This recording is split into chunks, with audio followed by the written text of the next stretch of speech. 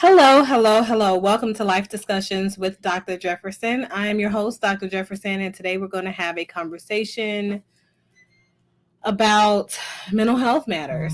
I'm gonna talk to you guys about the vulnerable populations of people who are more prone to experience mental health crises during this time because we are still in the dance of the pandemic and post-pandemic exposure. Um, those types of very difficult spaces that we find ourselves in. We're going to have a pretty comprehensive conversation today, and hopefully, you guys will learn some things. Okay.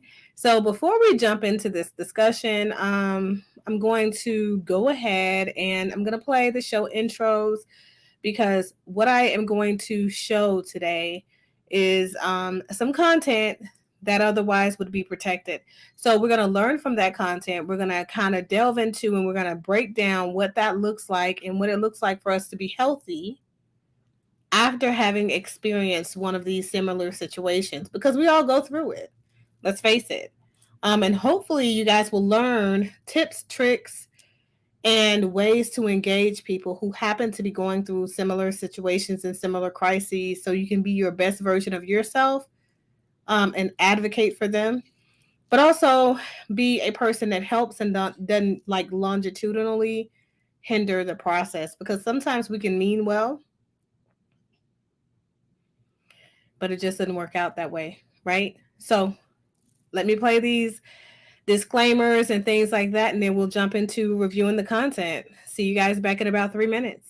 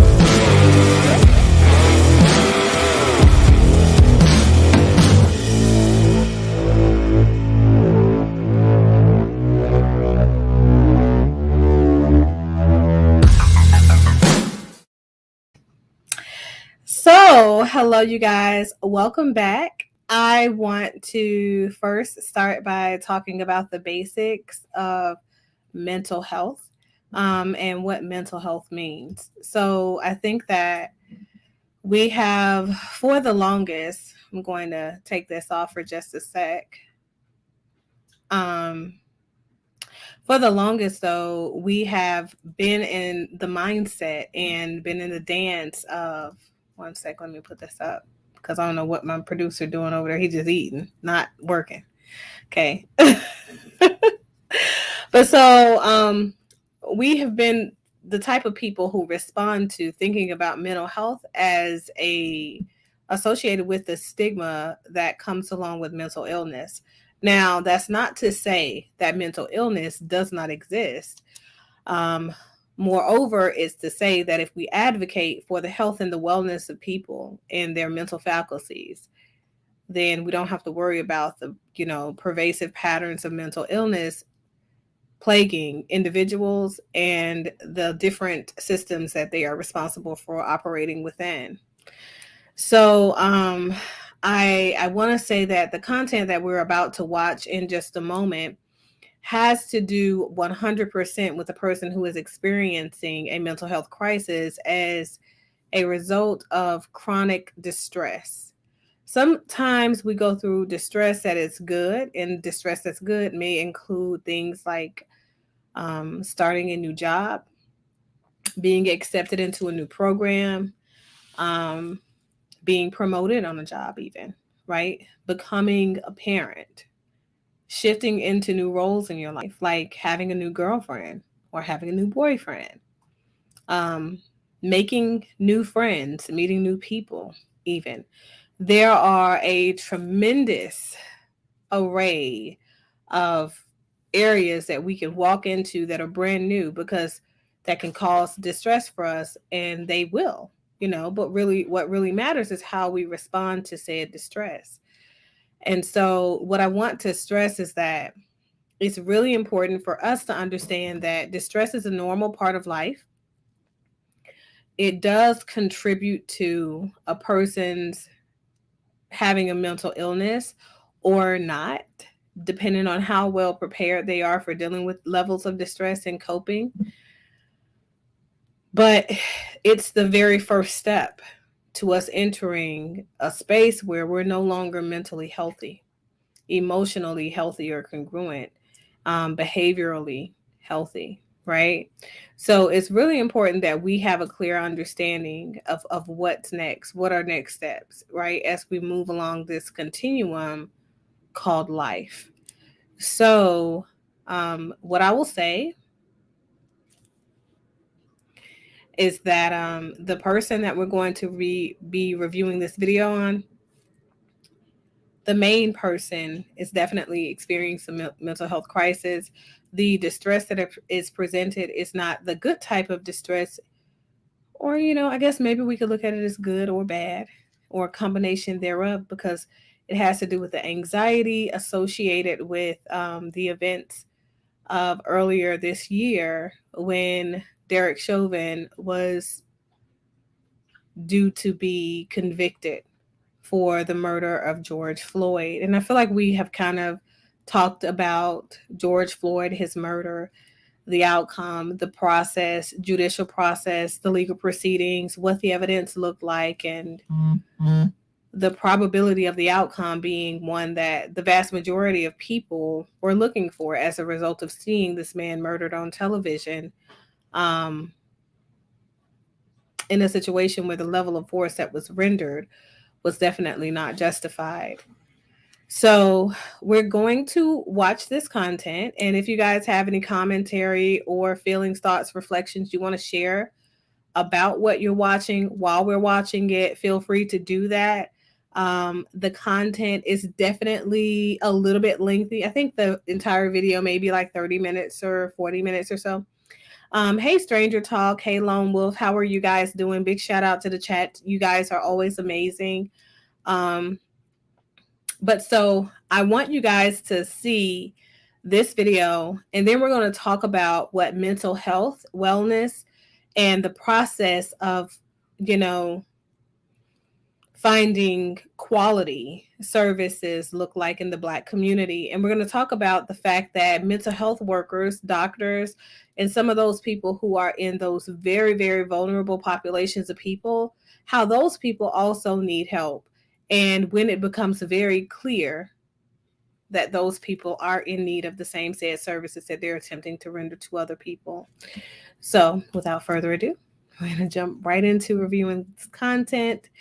And if you are easily triggered by matters concerning people of melanated populations, dark skin, and things like that, you definitely want to click off of the video for a while. I say maybe 30 minutes or so, because I may end up skipping through some essential parts of this. All right, so let's jump into this.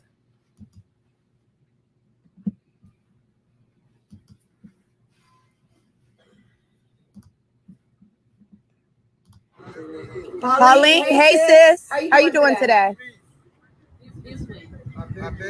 How you doing, sis? You okay? What's up? Can I sit with you?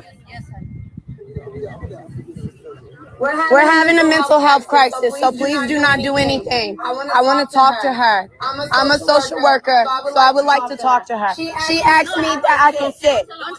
I can sit down with her. You're not going to tell me that I can't sit with my people. You want to know? I don't need your permission to sit with her. You don't have to tell these motherfuckers nothing. Hi. Why you sitting here? We're having a mental health crisis. She starts off with that. So I agree. So we're going to go ahead and play this. Here today. Because of George Floyd? I understand that. Power to the people. Black power. Are you okay? No. Can we talk about it? No. And that's okay too. Is it okay if I sit here with you? Yeah. Okay. I am in Brooklyn Park, Minnesota.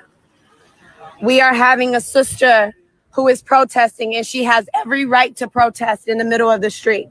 What I am doing is that I am making sure that these fucking KKK fucking Nazi ass cops don't do no dumb shit. Get their names, sis.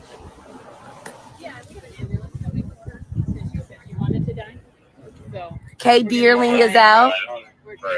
Kay Stein, you're not gonna come up to me and do shit. Don't come up to me. I'm making sure I know you're not. Don't talk to me. Don't.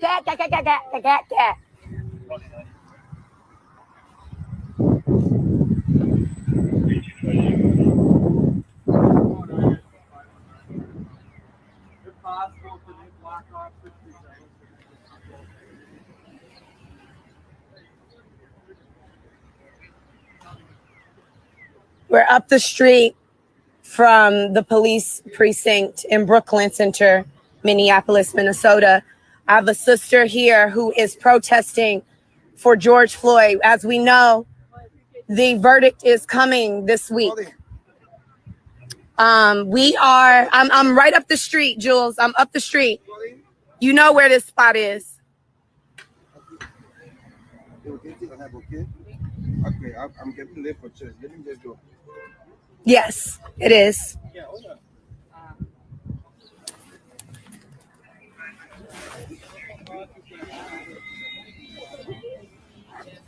So how long do you plan on sitting here today? Stop touching that car, motherfucker. Get out of her. Is that her car? You know, Is that her car? You should probably get out of there because you don't have a warrant. because I said so. Period. And because she said so. So which one is the Tesla, motherfuckers? The yellow one or the black one? And make sure you keep your hand away from it. I'm sorry every time you're sorry. For long. Fanya kazi yako mjinga hii. I'm sorry. Sorry ni mama yako. Which one is the Tesla? The yellow one or the black one, motherfuckers? Know your job.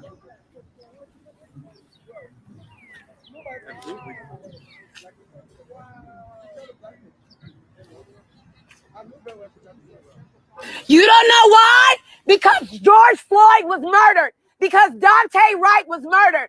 A protest means that we block the street and make it seem like you motherfuckers know what's going on. That's why she is protesting for your black life.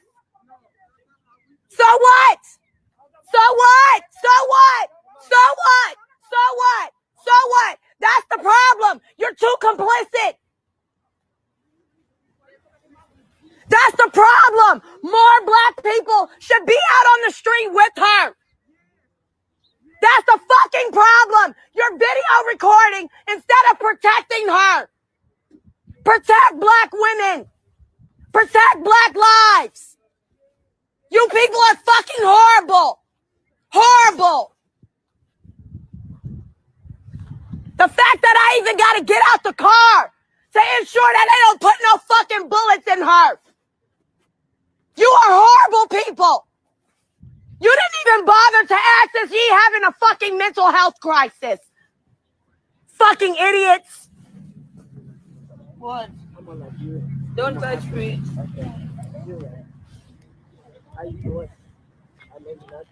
But no other black person ask her, do she want to go to jail today? You better ask her, does she want people to stop being killed? That's what we're here for. Shame on you if you're a black person scared because she about to go to jail. Be afraid that they putting bullets in us. No.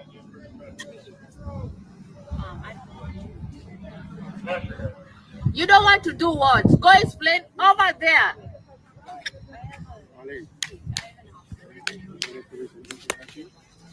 No, honey. Do I look homeless? No. I said no.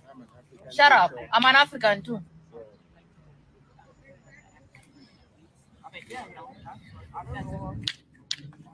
Thank you. So we are in Brooklyn Center, Minnesota. We were coming down the street and the street was blocked and my sister is sitting here. My sister was sitting here. She's protesting the murder of George Floyd by Minneapolis police. We're protesting the murder of Dante Wright by blocking traffic. You know how we give it up in New York. You block the streets. So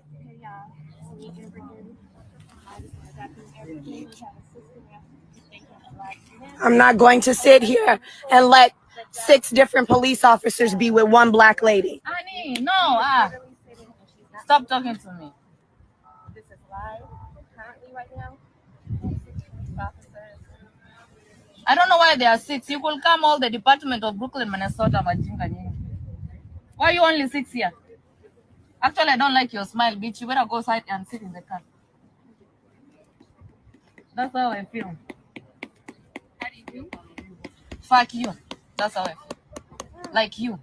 Go sit in the car. That's how I feel. I'm not worked up, but I'm definitely not going to let people talk to her crazy like she's crazy. The problem is that you people think that when black women start yelling at your dumbasses that we're crazy. And it's that we have to come out of our faces and disrespect you, that you, at the end of the day, want to do something about it. We're not crazy. It's that up. You should stop talking. Stop talking. Are you a professional? Stop talking. It's not about your feelings. Yeah, it's not about your uniform. It's not about you. It's not about your color. It's about you being quiet. Be quiet. Oh shit, is that simple? If you know your job, motherfuckers. Go give up your badge if you want to help. Yeah. Go do nothing. Or drive shit Uber. Simple. Look at these people. She doesn't want to have it to North Memorial, bitch. If you touch me, you tell me which uniform is like I'm sick. My child, you are not my mama, your mother. Go tell your kids. Mama. Yes. Yes. I have no idea. Now they're putting them on. But the EMT's here. Some of them have them on. Mama, go talk to your kids. You feel me? I'm not in Africa. I have a mama.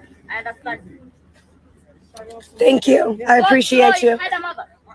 You, what are you doing? Oh. Giving you water. It's our allies. It's allies. Hi, I'm Stephanie, paramedic with North. What's your name? So what? I just wanted to know your name just so I don't want to tell you my name, so fuck off. Okay. You said you wanted to go to the hospital, right? So I'm here on Honey, fuck off. Oh, God. Okay, so I'm here on a medical. Fuck off, Stephanie, fuck off. Maria, Mariah. touch me, you see, motherfucker. No, I'm not going to. Period. Yeah, so let me just Stop explain. explaining to you, motherfucker. I know. Okay. I've been to North Memorial. You have attended to me. Go check your record. Dorcas was Okay. Wanari. Yeah. Get the fuck Can I out. just explain why I'm No, she doesn't want you talking to her. What part of no don't you understand? yeah, Wait, Well, I know you don't. Don't Stephanie. shake your head at me and say that you Stephanie. do. She wants you to leave. Maria. She didn't call you. Get in the She car. didn't call you. I don't care. She didn't call you. She didn't call you. She didn't call you. She didn't call you. She didn't call you.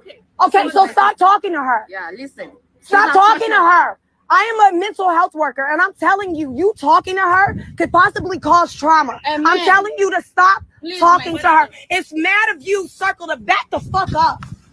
Back up, no, back up. Nyamaza. Back up. Tuende. Back up. Back up. Is that Back simple? up. Back up. Back up. Back up. I don't give a fuck what you said. Back the fuck up. Back the fuck up. You're way too fucking close. Crowding this black woman like she's a fucking caged animal. Back your dumb ass up. Back up. Back up. I don't give a fuck. Back up. I am. Move back. Move back. Move back. Move back. Please move back. Please move back. Because I'm going to get hands on them. Please. Please. Please. Yeah, y'all want to exclude people with felons and all that bullshit. But guess what? That's bullshit. I'm not going to let them take you. Change the motherfucking law. That's what We want to They have to take me too. She's fine. Get the fuck out of here. You know what's wrong? Is that black people are dying, you stupid bitch. Move. Move. No, you don't. Is your people being killed at an exponential rate? Shut the fuck up, Becky. Get out of here. Get out of here. Get out of here. Get out of here. Get out of here, bitch. Okay, if she doesn't want medical service, the ambulance can leave. Yes, y'all should leave. Get your complicit ass out of here. Go find somebody that's dying, bitch. Go find a fucking kid that's black that these motherfuckers are putting bullets in. Get your ass out of here and save a life, ho. Y'all should go patrol y'all neighborhood. Go find some fucking actual crime, motherfucker. Live here where you live. These are streets. You get paid. I'm asking you to live in this neighborhood. We want people. I'm not going to let you come over here. If you think you're gonna take her, you gonna have hands, cause I'll fight back. You go home. You feel me? Y'all don't take no motherfucking sense. You guys want to make a scene in the street? We're out here. Thank you. Go, sit in your car. Thank you. Go get your OT. Get your fucking OT. Get your ass in that car. Get in the car. Get in the car. This is what protesting is. This is what protesting is. Get the fuck out of here.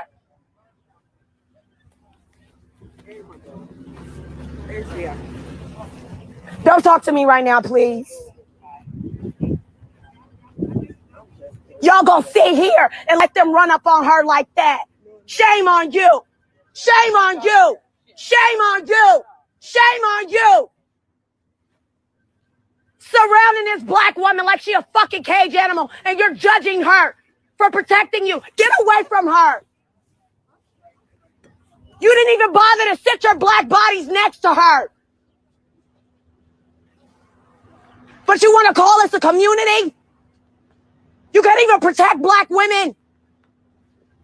You're gonna fucking sit here and penalize her with these fucking cops. You see they turned around? Why? Why? Because we got control. We're in control. We're in control. Fucking idiots.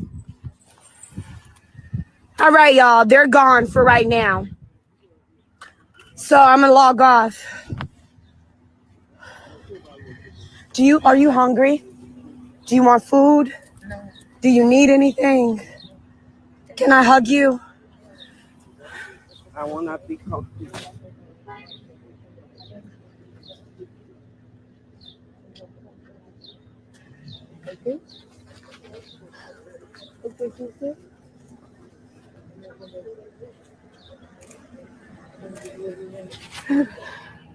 Oh.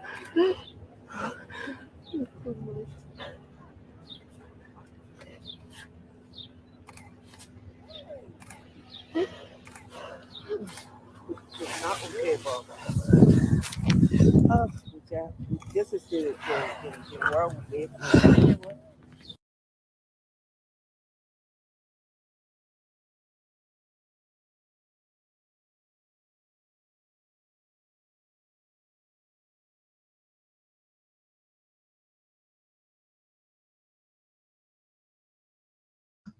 that.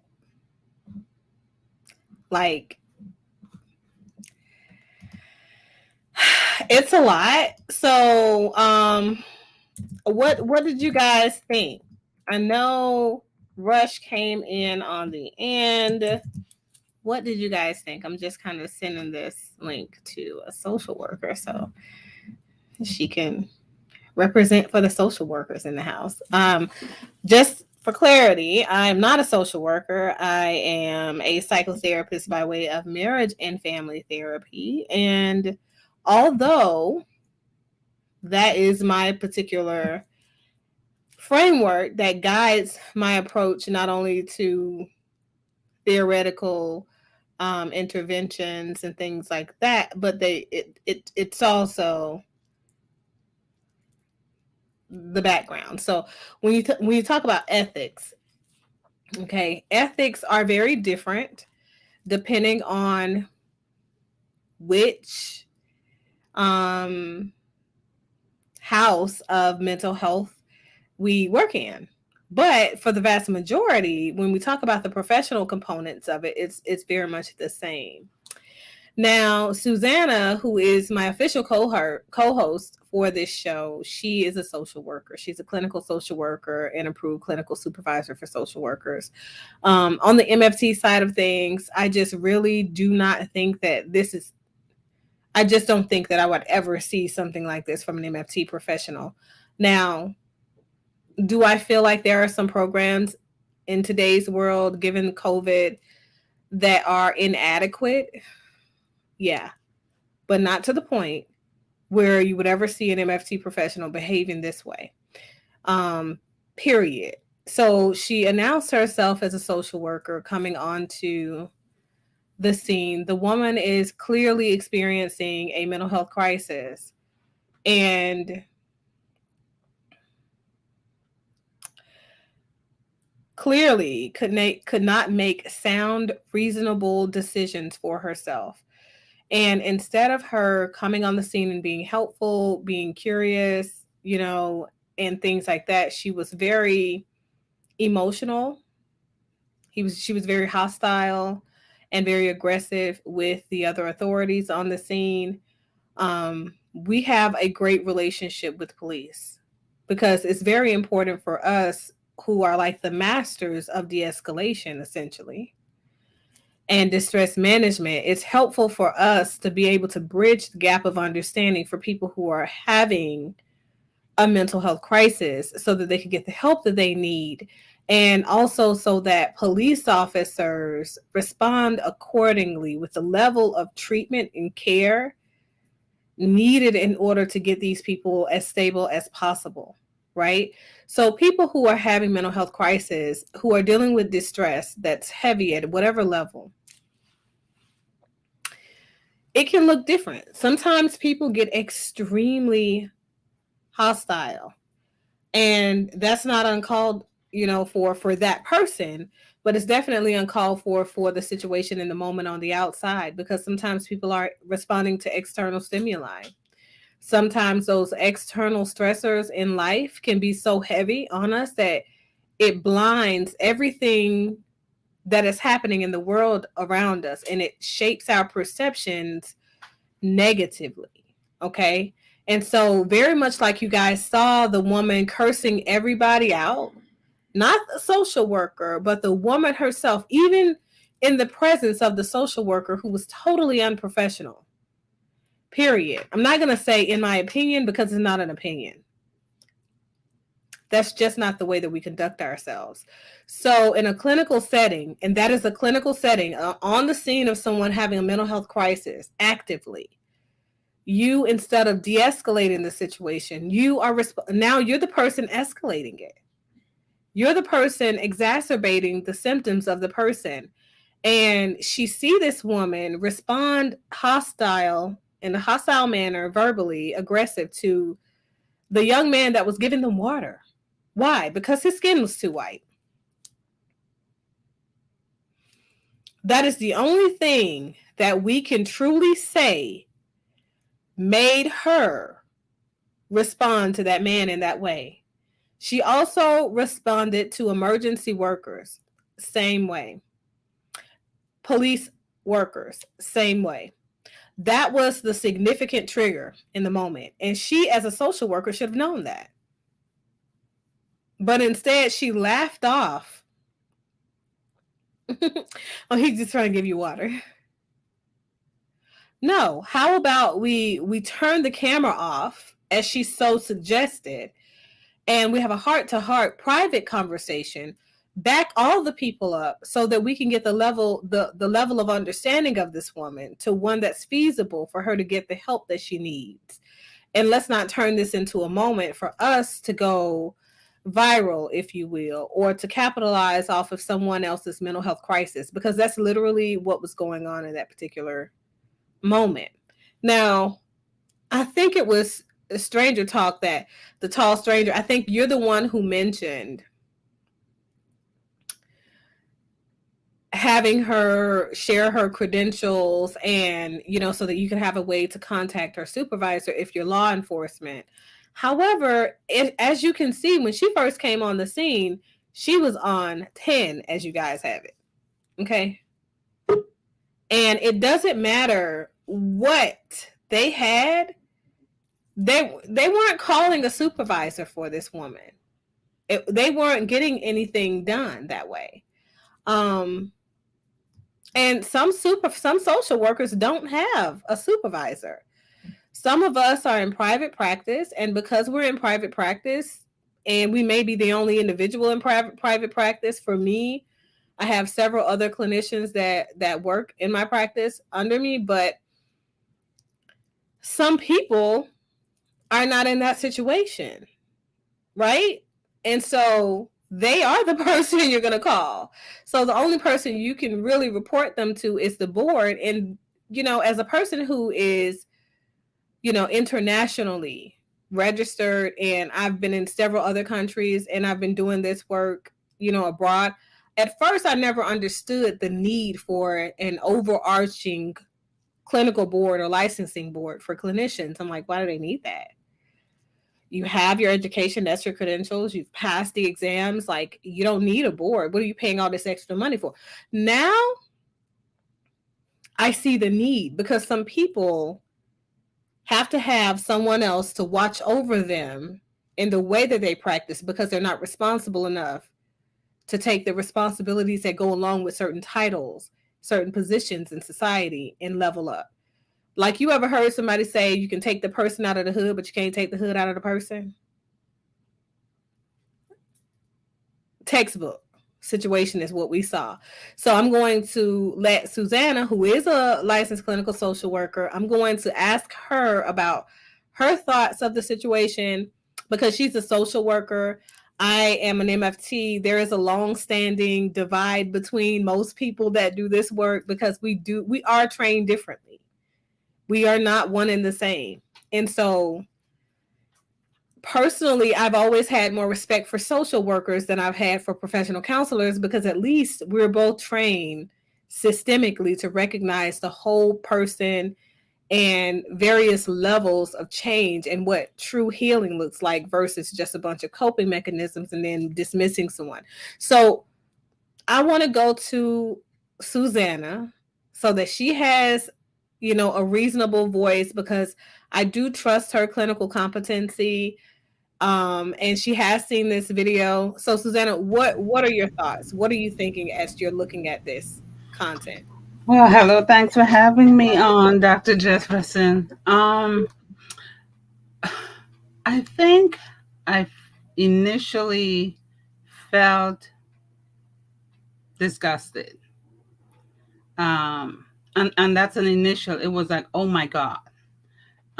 Because I have always believed that our trade, which is as a social worker, teaches us how we need to be aware of ourselves in the presence of whatever is going on for our clients. Anybody that we have interaction with has the potential to be our client. Anybody we have interaction with, we're doing some sort of therapeutic intervention. So when I looked at the situation, I clearly did not feel like that's what was happening at the time, or at least it wasn't happening in a way that was helpful. Because I thought Yes, we've got issues with the police. Some people, our culture has issues with the police, and our culture has issues with anyone else other than us, that they were there to help. And part of our job as social workers is we don't work in silo. So we work with people who are also in the helping profession and are there to help support us around what's going on for our clients. And that there needed to be a different way in how the clinician responded to even them being there, and how she responded to them being there for the client, the woman who was sitting in the road. I was just appalled. I was like, okay, does she understand? And I'm just being bold about it. Did she realize how she was coming across? Like, does she realize that she probably might be thinking that she was really supporting this client and helping her out, when in fact you might have been escalating the situation? I just saw it like that. This is an escalation. And this is a person who, to me, looked out of control and got increasingly out of control.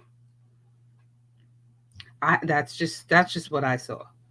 And I actually felt embarrassed because, and I am laughing, and I don't really mean to laugh, because it was a serious situation. But Yeah, I it's was almost embarrassed as if, that for one of us to act that way. right. And it's almost as if this is something that it's got to be a joke, right?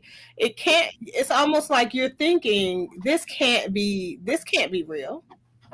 Because what we know of mental health professionals is not this. So for me, I can honestly say I've seen a lot of things. Okay. And I've seen a lot of mental health workers in a seriously frustrating, distressful situation in the aftermath of losing clients, distraught. I've seen them in the aftermath of losing family members themselves, distraught, going through grief, all of the things that we go through as just regular human beings. I've seen a lot of that over my tenure, but I have never seen something as disheartening and just unprofessional, right. It just damaging. so aback. Like I was just like, oh my God, like no. And when somebody first sent this to me, it was when it first happened during the summer.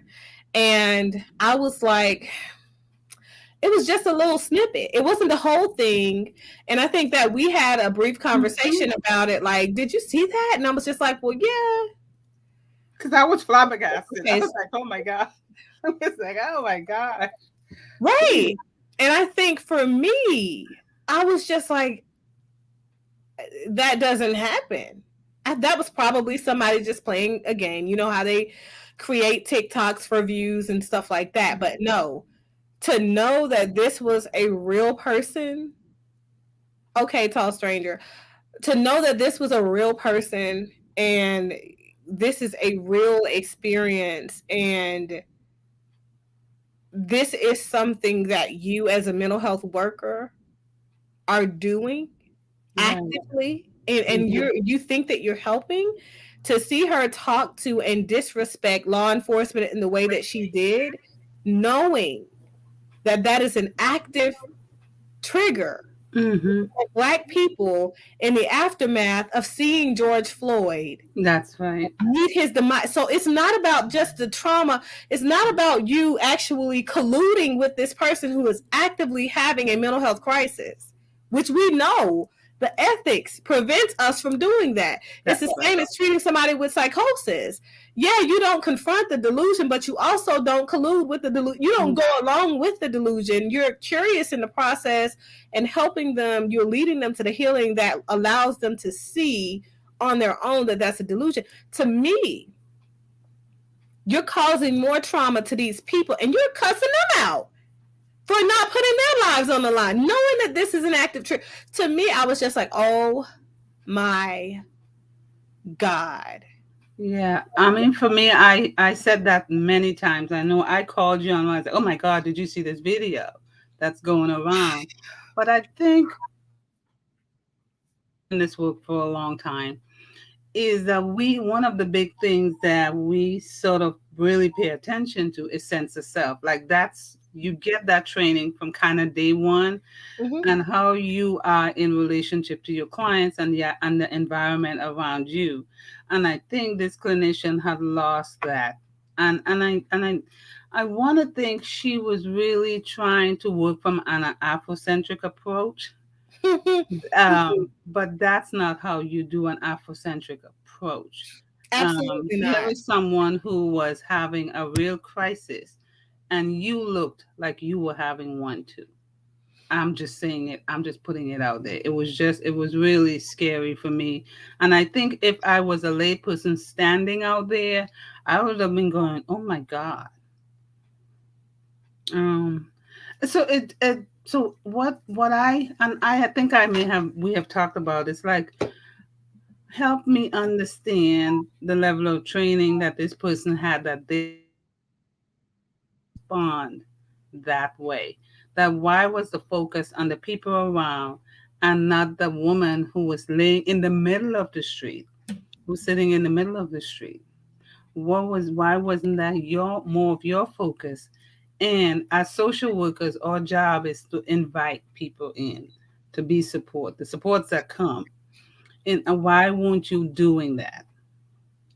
Because from what I saw from the ambulance folks or the police folks, that there wasn't anything going on such that you needed to respond the way you do. Because they come in as a police officer. Now we got to remember they're not a therapist, so But they even come in with a police hat. let me And tell I've you something. trained police. Yeah, I was just about to say that. Looking at the police response, the police officer's response to this young lady tells me that they cared more about her mental health crisis Right. than a social worker. A social worker would have known, should have known, if Mm-hmm. she had a license, that this person is actively committing what we call passive suicidal ideation, Mm-hmm. those types of symptoms. So she needs to be 1013. And the way that you do that is called the ambulance. Right. And you do the involuntary hospitalization work so that she can get the level of care that Right. she needs in a mental health facility for that 72-hour hold while things de-escalate. So if she needs some Ativan, whatever it is, to bring her back down to a level of functioning where she can think and be reasonable, fine. Give her that. Let her sit on her thoughts. Let her de-stress. Let her talk to people about the level of distress that she's currently in and the distress that we're all in the aftermath of seeing this man murdered, and hoping that this verdict will show us that Right. the system now respects and honors us as people and properly has rendered justice in this case where this man was killed. So there is a process. Absolutely. Right? And even if you thought you were a crisis counselor and may want to have a conversation with this woman because you didn't know who she was, you kind of wanted to understand, maybe you can de-escalate her and she doesn't have to go to the hospital. Exactly. But there wasn't even that kind of an intervention.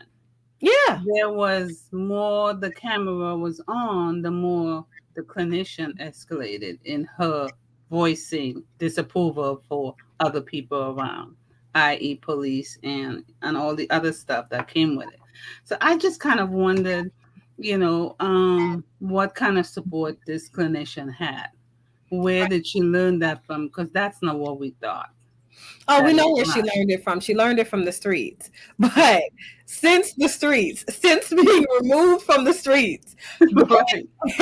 Acquiring an official education, all of that. Okay, so there is a reason that education is there. Right. Okay. And I want to say this because, I know that I'm known for the unpopular opinion and I really don't care. But when it comes to professional ethics, I am a stickler for the details because people's health and their lives are at risk. So I want to say this to Black clinicians out there. I know that you feel there is something about your street hood code switching approach that resonates with the person, but you're not there to just resonate with the person. You're there to help heal a person. Right. And so what that means is when people need somebody to just talk to with their street lingo and not really understand what they're going through, which is what they've been doing all along, that has continued to exacerbate the symptoms, perpetuate the cycle of undesired behavior for them. Those same things that led them there, when they need somebody for that, they got their friends in the hood, literally. They got their best friend in the hood. They got their trap dudes, trap chicks, all that. You are a clinician for a reason. Why did you go to school? What I'm noticing is the more Black clinicians that I see that are in this particular age range, they're less clinically competent than a 9th grade student in high school with no education at all.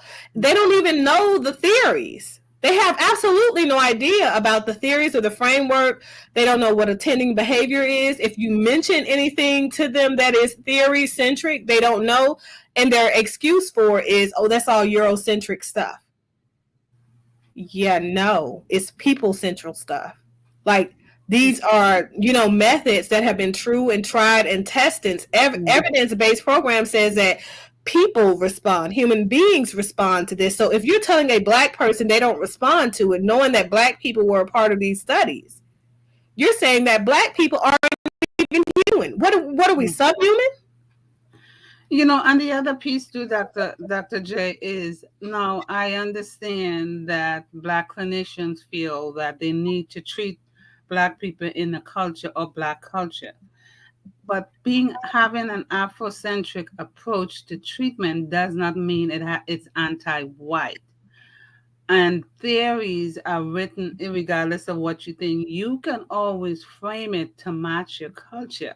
Exactly. You don't have to throw it away with, what do you say, the bath water with the baby? Mm-hmm. It is designed for you to create it around your culture. Take care of him or herself. I didn't see that happening. I saw somebody out of control. Very much out of control. And having their own mental health crisis, literally. Like, I think Tall Stranger he hit the nail on the head, okay? Mm-hmm. Like, for me, it's saying that, and not only, here's the thing, Tall Stranger, it's not only sending the message, a negative message about those who really do the work. It's also letting people know, human beings that are lay people, know that this is what I should expect out of my therapist, right? And the reality is, you will not get that. No. A culturally competent, culturally sensitive, qualified clinician with the education, with the tenure, experience behind helping people heal with outcomes, you simply won't get that, because these are things that are ineffective. Mm-hmm. And we know them to be ineffective because guess what? You guys have been going through a tremendous amount of stress and just distress tolerance versus distress management with your family systems, with your friends on the streets, with the people that identify with you and look like you, but they aren't you. You've had all of that along your life and it still hasn't helped. You see what I'm saying? Mm-hmm. So for me, I was floored. And to this point, I'm still like, wow, really? Like, it's another thing to use curse words. We all curse at some point. You're grown. You can do whatever the hell you want to do. But for you to curse out law enforcement unprovoked, completely unprovoked. These people are here to help this woman, have not done anything to provoke her. And this woman's vulgar language is directed towards them literally because of the color of their skin. Absolutely. Yeah. Literally. So you're not correcting the negative behaviors in the woman that could exacerbate this situation and take it to a totally different level, because you're the person igniting the flame here, right? And Mm-hmm. then also, like Tall Stranger mentioned, didn't ask this woman about her access to lethal means, Mm-hmm. if she had any intentions to die, Mm-hmm. if she had any intentions to kill herself in Yeah. honor of George Floyd. These are things that just, oh my God. I couldn't, when I tell you my anxiety was so elevated watching this, Yes, because I'm thinking I to myself, was. do you know how many people have killed themselves Absolutely. and been actively suicidal? And so many clinicians miss it because they don't have any crisis training. Right. And I was just like, oh my God, this could easily turn. Absolutely. I panicked, literally. And I have done a lot of crisis work. I've done crisis work with the police force. I used to train them in the mental health to do mental health before they became a full-fledged police officer. So I kind of knew what we do and what, for police officers who get trained, I know they know what to do. And I looked at the surroundings, and it was clear they were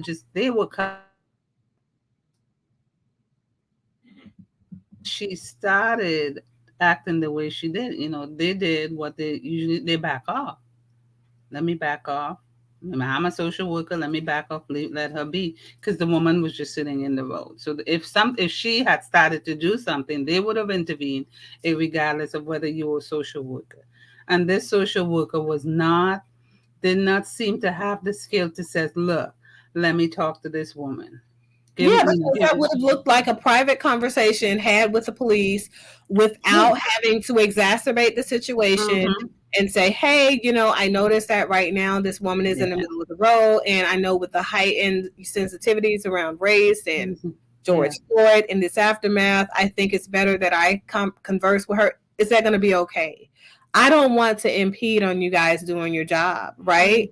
Because right, and then insulted them in the process. But it seems like she was more interested in protecting her protesting rights than particular than. Yeah, but that's the thing. It's not about her protesting rights, because this woman was not protesting. She turned that into a protest. That's right. I'm sitting here because of George Floyd. Right. You turned it into your own thing. Your own perception of the situation. Your own issues came into play, and you were unaware of it. And as social workers, we have trainings and classes. I know I did. I don't think they do that. Plus years ago, I know I did. In my internships, we focus on sense of self and how you be in the presence of your client. Self-disclosure, that's a big thing. That's a big, I'm a psychodynamic approach therapist. At least that's my training. I've evolved. Your signal relationship. A little bit. Your signal kind of went out a little bit after you said I'm a psychodynamic. Yeah, so you are taught how to be self-aware and keep you out of the relationship, because it's not about you. Yeah. And that became her. And I just, I wondered, and I've saw stuff all over different stuff on Facebook and stuff. If anybody reported her, that's a reportable offense. It is level of behavior. It is a reportable offense. It is not. It's not. It wasn't acceptable. It wasn't true. Our motto is to do no harm as social workers. There was harm involved in her behavior and her way of being. To a lot of people, not only to that woman, because what it does is, and I want people to understand the magnitude of view, okay? Because I'm not one who goes out trashing a therapist, but I could definitely do that. It's enough content for me to do that. But I don't do that. What I do is I try to help people from where they are, because I think that there are so many clinicians right now that are melanated clinicians that are lost. I really do. I think they are adding to the problem, and they're adding to the mental health crisis right now that so many people are experiencing, versus helping to resolve that issue. And what I will say is this: in the interest of not just slamming clinicians doing that type of work, the same type of work that I see in this, I'm gonna say this: if you find that yourself, you as the clinician, are so heated and moved by whatever it is that your client is going through, that's when you know that you are stuck in the content and you are not in the process. Being a clinician means that you are the experts of the process. That person is the expert of their content. If you allow them to stay in their content and you're structurally guiding them through the process of healing and revealing the different layers that they're not seeing currently, there is no probability that you will be emotionally moved by what they have going on. No, that's right. And it's interesting to me that this happened in the way that it happened, and nobody was outraged. I saw a whole bunch of clinicians jumping behind saying, well, you know what, we're people, we can cuss a motherfucker out, and they need to get that energy. They killing our black people. These people, you as a clinician should know this. These officers did not kill your black people. Mm-hmm. These are not the people. They are not the people who did this. So to me, it's like you are further perpetuating the cycle of brokenness and trauma and vicarious trauma that we as people who are melanated continue to have to be exposed through culturally conditioning of our family of origin. We got that already, but you're supposed to be the person that helps us resolve that. That's right. To put that to bed. And so what I'm seeing is that it's not happening, right? So you say it's the main. I have no social worker here where I reside, only mental health providers, the pill pushers. Now, okay, so mental health providers come in all shapes, sizes, and types. So social workers are mental health providers as well. Where do you live? You may have to do a search on Psychology Today if you're looking for a clinician, but a lot of us are working nationwide now, through across state lines due to the pandemic. And then, some of us have multiple licenses and things like that. So we naturally practice from state to state and do virtual appointments. So, you just have to look in the right spaces to find the right clinicians. And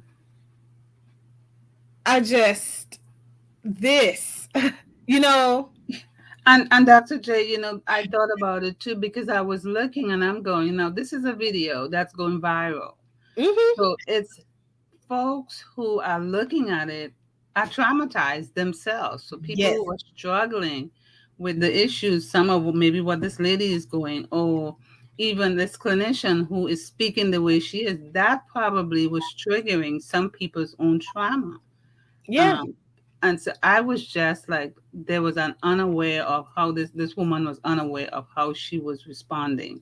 Unaware of how she was perpetuating, exacerbating the trauma through minds of people that would be exposed. So when you say do no harm, a lot of people don't understand that. So I want to make sure that for the sake of this video, if you guys take nothing else from this video and you are a clinician passing through and happen to see this, we want to explain what do no harm means. Do no harm, it means that not passively or actively are you responsible for the harm that comes to a person that is exposed to the direct level of care that you are rendering to that person or someone else passively.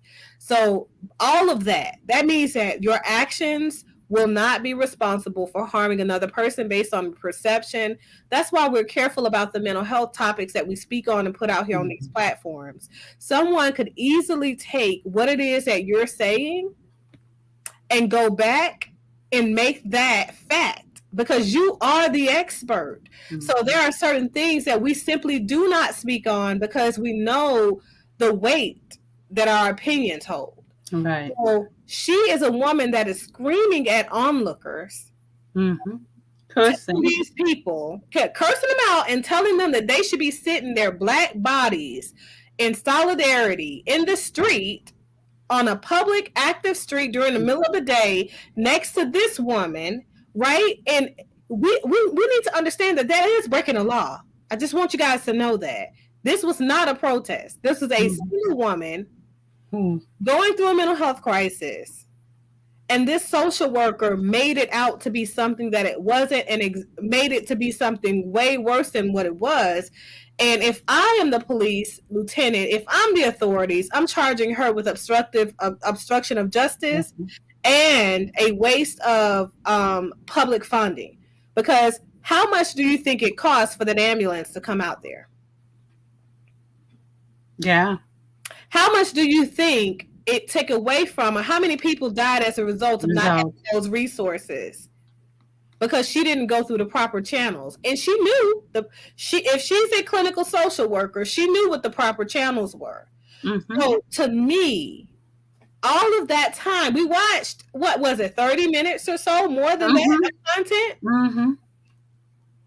She would be held responsible because she's the person that needs to be made an example of, because not only have you caused trauma for these people, but all these people who watch this viral video who are now thinking this social worker said that we should be this way in the streets. But we as social workers should also act this way. Yeah. That is not how advocacy for your client looks like. That's one of our things. Social workers does advocacy. That's not how it looks like for our client. We don't endanger ourselves and our client for the benefit of us, because that was about for the benefit of her. I think she thought she was really being supportive to the client. You think so? But yeah, I really think she thought she was, because she was really trying to support the client, and in the process teach the other folks who looks different from her what it means to be Black. That none of that came across right, correct, effective. Alabama has a lot of psychotherapists. Go on Psychology Today and find one. Put in your zip code. They have a lot of them. Actually, I just linked up with one. I just linked up with one, and I'm training them to, it's a partnership, and they've moved to Alabama, so that might be something that's an option for you as well. And I have a training website, clinicalcompetency.org. If you guys don't go there will be a listing of competent clinicians who are definitely suited and booted to do the job, a culturally relevant and culturally sensitive job in helping you guys through the journey of healing, revealing, and navigating through your difficulties in life in general. So I would definitely say go on that site, clinicalcompetency.org, and look at the providers, check out the providers there, and select somebody from there. Because this right here, this is a whole event, and it's sad. It's just sad. And clinicians sometimes do need therapy as well. Yeah. I often recommend when I supervise as interns, people who want to be, working on being a social worker or working on being, another therapist, different discipline. I really recommend getting into therapy so you have a sense of who you are, so that when you're sitting with your client, you doesn't come up, because it's not about you. It's really about walking this person through whatever they're going through, so that they can be the best version of themselves. Yeah, and it's just crazy to me how this thing went so far left so quickly, and so many people are just like, oh, well, she was just advocating strong because we know what the Black people do. And, I mentioned that. I told you I had Tammy on the other night, and I talked about the level of trauma in clinicians, because Tammy presents with the same perspective. You see what I'm saying? That whole, well, we know that this ain't for us, and this system isn't for us. That's a self-defeating perception. And it's not, I'm not saying that it's wrong, because a lot of people have it, and that's what you have, I think, before you finally get the nerve to go out there and change the system around you. So you have to be aware of that component first, how, sometimes the system can appear that way. So what can I do to infiltrate the system, reshape these practices, these ideals, these approaches to our people, right? That advocacy work looks like you're optimistic and you're hopeful for a different outcome. And you have to know how to embody that in order to instill that in someone else clinically. So for me, it was just the many levels of unprofessional behavior, the fact that she was just so disrespectful to other professionals out there, the fact that she never sought to appropriately assess for threat, to that person's physical safety or other people's safety. Currently, we're in the middle of having a national and international mental health crisis. Mm-hmm. Literally. I don't know if you guys are watching, but there was a series of stabbings in Norway. Now Norwegian police. I don't know how many of you have traveled abroad, but I'm Finnish American, and please understand, and they don't carry weapons in European countries normally. The Norwegian police are going to set a precedent by now carrying guns because of the increase of violent offenders, violent offenses. People are simply going freaking crazy. It's like cabin fever. And I keep telling folks, people are suffering from acute psychosis all around. And I think that these variations of COVID strands are contributors. I've said that, and I've said that, and that's the only thing that we see as a contributing factor. I really don't care if you're a person that believes in getting vaccinated, not getting vaccinated, whatever. I think that you should do what you need to do for yourself. And more importantly, stay away from people, because whether you're vaccinated or not, you're still at risk of getting the most dangerous strands of COVID that can cause those psychotic features. So, and you will never know when it's coming on. That's the reason it's psychosis. Right. So I think that we have to be vigilant and aware that there is something going on in this world around us. No one is safe. And we have to do the things that we need to do to keep ourselves safe, to keep people that we love safe, and to be able to accurately advocate for what it is that we believe in, whatever that might be. But stay away from people. Like, I don't want you sitting next to me. Like that lady was saying, oh, get the fuck away from me. Get the fuck on. I'm with her. 100%. No, you cannot sit with me. Sit your ass across from me. How about that? Stay across from me. Sit in the car. Like, I just feel like we've got to be careful. It's just too much going on. We got shootings, school shootings, stabbings, and we're talking about bullying, but that's a culture of America, and we act like it's not, right? But we have bullying happening, and people are responding in a way that's more detrimental than not by shooting up schools, and we're back in that cycle of behavior. Understand, we forced people, these young people, these children, we forced them back into school. But we've not addressed the overarching issue that the pandemic caused for 1.5 years of their life in disruption of not being in school settings. And now we force them into schools where even the adults aren't prepared for what they need to do to protect these kids in the school setting. So what exactly do you expect to happen other than them to just come unglued? Because they're going through what we call negative distress right now. Right. And they are confused. It's causing a tremendous amount of anxiety, depression, hostility, agitation, all of these. Rages. Right. So let's go to these comments. Mr. Brooks said, when you ghetto, you're ghetto. I said that you take the out of the hood, but you can't take you can dress them up, but yes. She's straight from the streets. Her clinical approach is straight from the streets. That's what we're going to call that. That's a whole new approach. It wasn't a clinical approach. Susanna says, I'm a social worker. It is not a clinical approach. It's not out there. You can't go with it. Yeah. You said what, Kel? Yeah, have lawyer approach. You in jail, you think you're a lawyer, you get all the answers and all that. The producer says it's a jailhouse lawyer approach. It's a lose your license approach. That's what that can be. I don't think she cares, though.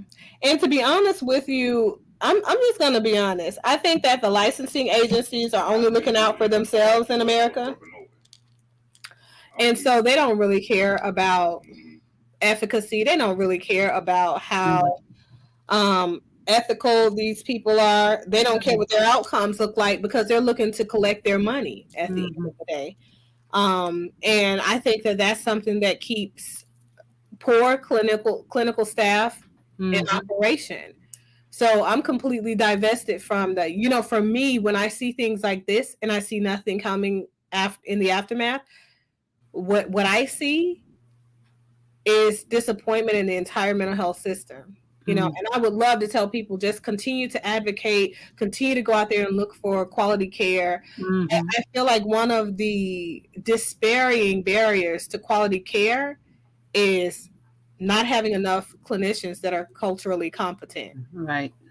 And I'm going to say this. Cultural competency doesn't mean that you have to be Black. Right. Cultural competency doesn't mean you have to have Black people that are friends. Cultural competency doesn't equate to I dated a Black guy. Cultural competency is cultural competency. That means that you're competent and you have tenure in treating and understanding issues that affect a particular population of people. Because Black is not the only culture outside of white American. I'm just going to put it out there. Hey, urban therapist. Hey, urban therapist. How are you doing? Come on. You should come on, boy. Yeah. You my friend.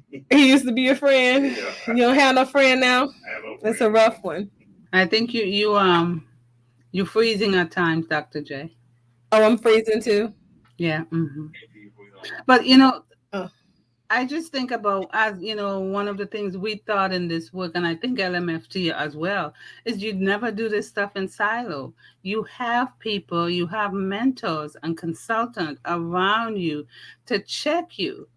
And say, what do I do? There's a songwriter, how am I, help me understand how I'm presenting so that I am able to provide the kind of treatment that my clients need to make him or her feel better in this world.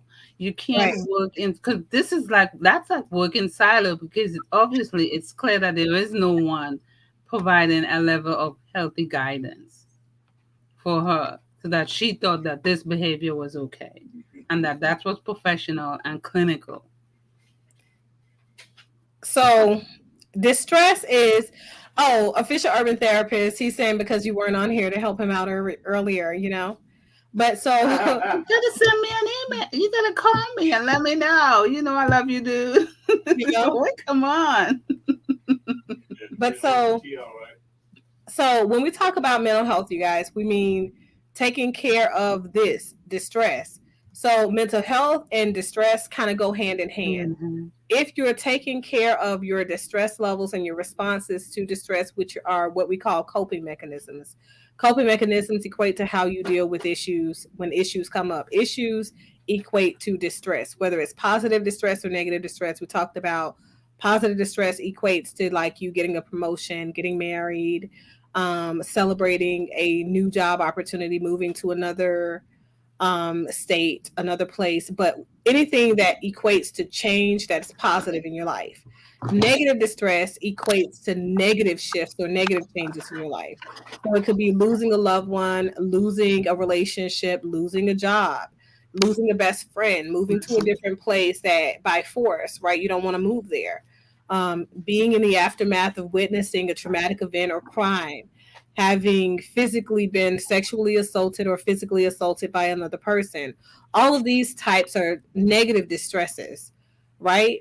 But they are all part of the process when we talk about mental health. You could have all of those things happen and get yourself together and seek the necessary help that you need to remain calibrated, and you're not mentally ill. When you fail to do that, you're on the opposite end of the spectrum of mental health, and now you are experiencing what we call a clinically diagnosable symptom situation or disorder, and now you're experiencing mental illness, okay? So we want you guys to advocate for your mental wellness, your health, and what that looks like is going to wellness visits.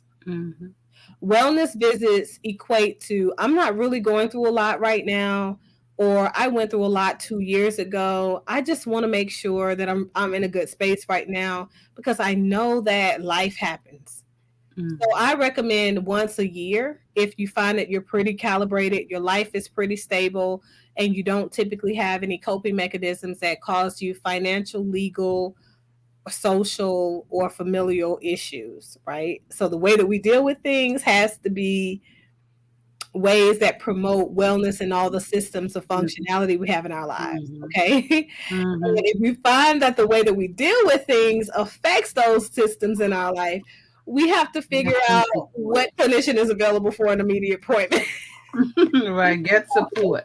Right. So you go out, get the help that you need. On a wellness visit, you just basically, when they ask you the questions, what are your goals for therapy or counseling or whatever it is that you're going for, whoever you're seeing, you say, I just want to make sure that everything is good. You know, I feel like it's good for me just to do a quick assessment so you can let me know if you see anything that we need to address and move further. Because you can have a short solution focused treatment plan, and those treatment plans are typically 3 months, once a week, you know, typically like anywhere between 12 sessions. You'll have anywhere between 12 sessions, 10 to 12 sessions, depending on what the small things they may notice look like, right?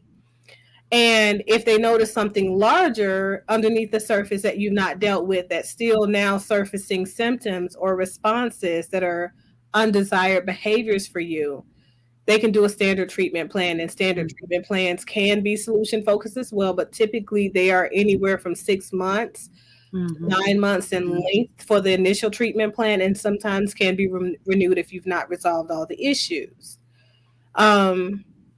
But to me, one of the main reasons that people do not go out and seek those wellness visits and keep their mental health in check is because there are barriers to quality care, like we saw today, where the professionals that you're going to get this care are not quality care providers, and they're not together. Their process is not together. So you may see them, but they do not have a system that says, okay, I'm going to see you for a 6-month, 8-month treatment plan, which is best practices. Ethically and legally, they should have one. But many clinicians that I have noticed, I'm not going to say, but I noticed that a lot of clinicians now who are completely vested with this Afrocentric approach that they have created on their own that's not Afrocentric. These people are rendering treatment with no clear goals, no clear treatment plan, and things like that. So to me, that's a barrier to quality care simply because some people are doing that. And what happens is when a person is now seated in front of a quality care mental health provider, they are expecting it to be without documentation, without a diagnosis, without, you know, any processes that say that we're working through a particular issue. And another one is cost. Financially, people are no longer willing to invest in their mental health care. I think that we as a culture of Black and melanated people, we've got to get into our minds the importance of us remaining calibrated. And sometimes we have to substitute that wig or substitute those braids or substitute getting your nails done, substitute getting your Jordans, right? Substitute those weekly haircuts, maybe get bi-weekly haircuts, right? We've got to substitute some of these things that we deem to be necessary, and we've got to make them kind of secondary, you know, things that we want in our lives, desires versus needs. And as a result, we can free up the funds for us to pay sliding scale fee of $50, $60 per session. You know, or your copay of $25 per session or $50 per session, whatever it is. So, says, why is cost an important issue for mental health? I think he was trying to also come on the panel. Okay. I'm going to put the link here, because we still will be on for another 30 minutes or so. But I'm gonna drop the link. But do you want to answer that, Susanna, or do you want me to? You can go ahead. You So ready? I think cost is an important issue for mental health with people because people don't see it as an essential component to remaining stable.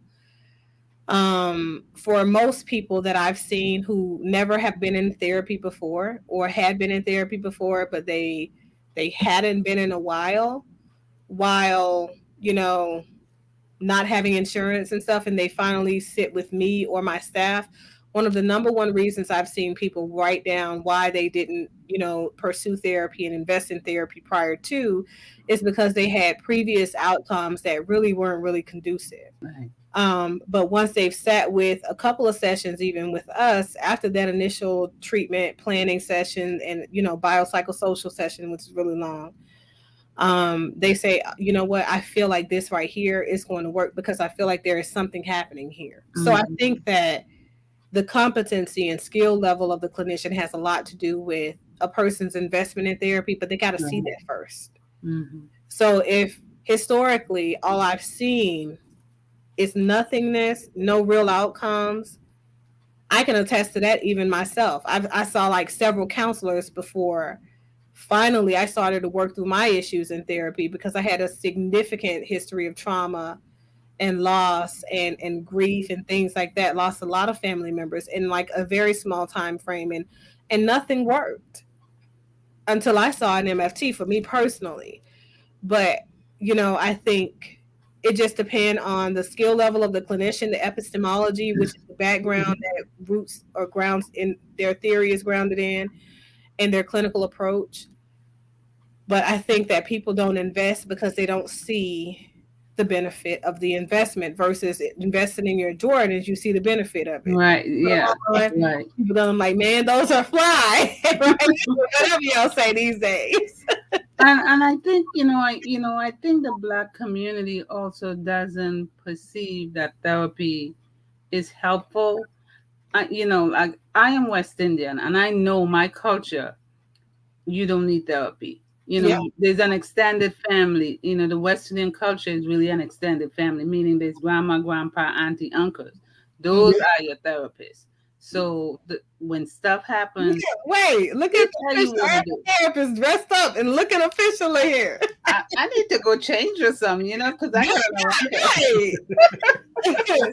Come on here, and you know what I mean. Just got us right real quick. You got to keep him centered right there. Check this guy out. You bring yourself down and bring him up. Check you out. Yeah. I was saying, I just think people don't perceive that therapy should involve money. People don't perceive they need therapy really, and that it involves money. I know I have a private practice, so people often talked about how much it costs. That the perception that therapy should be really cheap, or it should be what they perceive it should be, without understanding there's also a business involved. And we do, as treating professionals, really take into account how much it should cost for our business and for the person we're rendering services to. But I think people just don't perceive therapy as something that you pay for, because you can't even envision what it could look like. His connection, along the road that comes with being in therapy.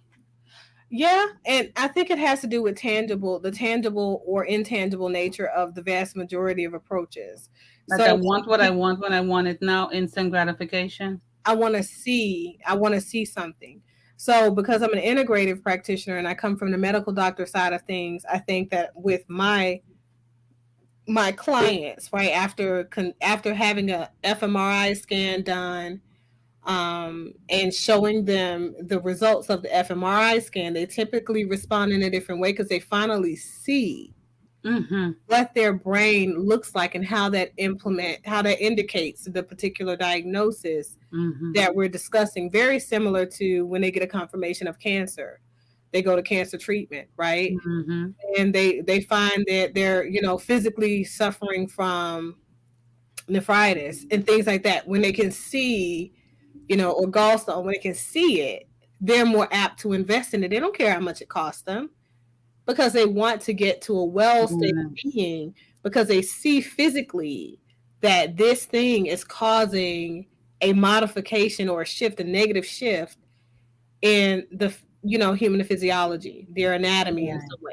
So I think it's about, for the vast majority of clinicians who are therapists, counselors, social workers that are clinically sound, mental health clinicians and things like that, I think for the vast majority of them, they're talking them through the process of healing. And a lot of them may embody the same theory, right? Mm-hmm. But they're not giving a description and not showing them their scans and pointing to, hey, this is the part of the brain that's affected. You see what these holes are. Mm-hmm. They're here, and this is what a normal brain looks like. And then going back, get another scan 3 to 6 months into treatment. Mm-hmm. And then at the end of the treatment, so they can see what's happening, right? So I think that process is different. So I think that has a lot to do with the way people view it versus their physiological health, right? So Mm-hmm. Mm-hmm. I think you're scared urban therapist now. He changed his picture. Yeah, y'all scared me off. Look, he don't want to be here. Want to show his fly today. Now, don't hide it. Don't hide it. Go pop it in there. No, y'all. Right now in Texas, we're experiencing some really, really bad weather right now. It's on a lightning storm, and it just got my internet just choppy a lot. Mm-hmm. But I'm here. I want to jump up real quick and just share my perspective with the topic y'all talking about. Miss Suzanne, hey again. Hey. No, hey, brother. So as the official urban therapist shares his thoughts, you guys, give me the answer to what your coping mechanisms are. Says, I'm going to sign my mom to visit you because she needs help driving. Oh my God, I cannot. So tell us what your coping mechanisms are, you guys. That's the question for the night. The official urban therapist, did you have a chance to check out the video that we viewed tonight? No, I sure did that. And to be honest with you, this is my first time ever coming up on your panel unprepared. So I'm just winging it right now. So you're gonna have to catch me up real quick. Mm-hmm. Okay, so today is what we refer to across the world as World Mental Health Awareness Day. And October in general, we know, is Domestic Violence Awareness Month. So when I ask people how would they advocate, I showed the video today of a clinical social worker who arrived on the scene and self-identified herself as a clinical social worker, mental health provider, while a woman was actively having a mental health crisis.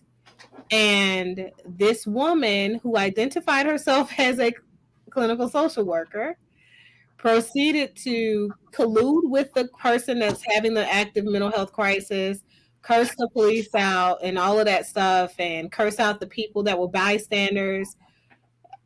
It was a lot. It was a lot to watch.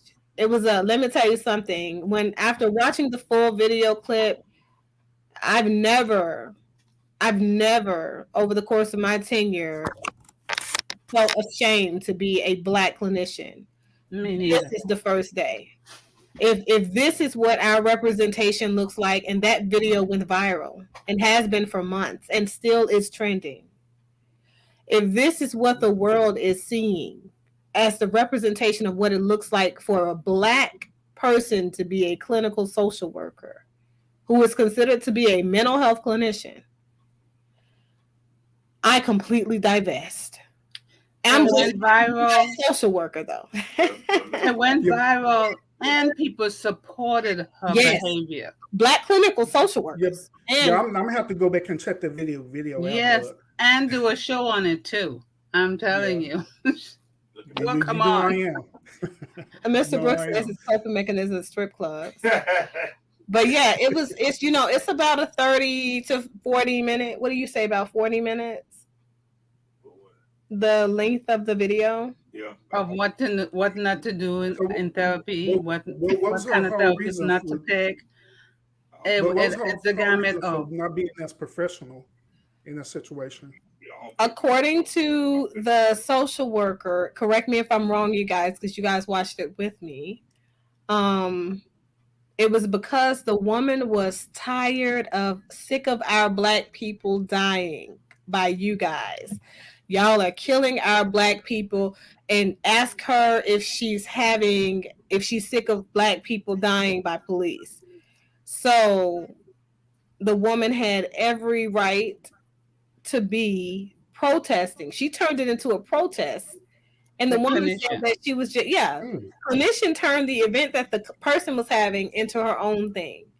The woman was sitting in the middle of the street. Yeah, the woman was sitting in the middle of the street. Police came out to the scene, and they were actively waiting for a supervisor to arrive. You know, a couple of police cars had arrived. They were at a very safe distance from the woman. They weren't exacerbating the situation, weren't even communicating with her. Had called, crisis services. They sent an ambulance out. This woman happened to be walking up and made the situation way worse. Yeah, yelling. Asked her about her wanting to kill herself. Asked her what she was doing. She said she was sitting there and she didn't want to talk. And then she said, "Well, can I just sit with you?" Blah blah blah. She was like, "Fine." So she let her sit there, but she started to escalate the situation instead of de-escalating it. And and started cursing out the cops, started cursing out the people that were bystanders, and told them, shame on you, all you motherfuckers. Like, y'all aren't seeing your Black bodies next to her. She made it a protest. This woman said she was sitting there as we were awaiting the George Floyd verdict, right? She said she was sitting there because of George Floyd. So it's a thing. Many people were still just becoming privy to the fact that this man died like this after watching the content of the trial. So it's a million reasons why that could have been her reason for sitting there. But this clinician didn't go down the rabbit hole of exploration, no curiosity there, didn't assess for the woman's suicidal or homicidal ideation, any of that. I think the most helpful person was maybe it was a man who was also African. I don't know if that was a family member of hers or what, that came up to her and was trying to get her back to the street and go home. He was probably the most helpful. But you never saw anybody else, including the older people, younger people there. You never saw any of them say she was protesting or that they colluded with her state of mind, being in the middle of the street. You're on a public road, sitting there. You're breaking a law. You understand what I'm saying?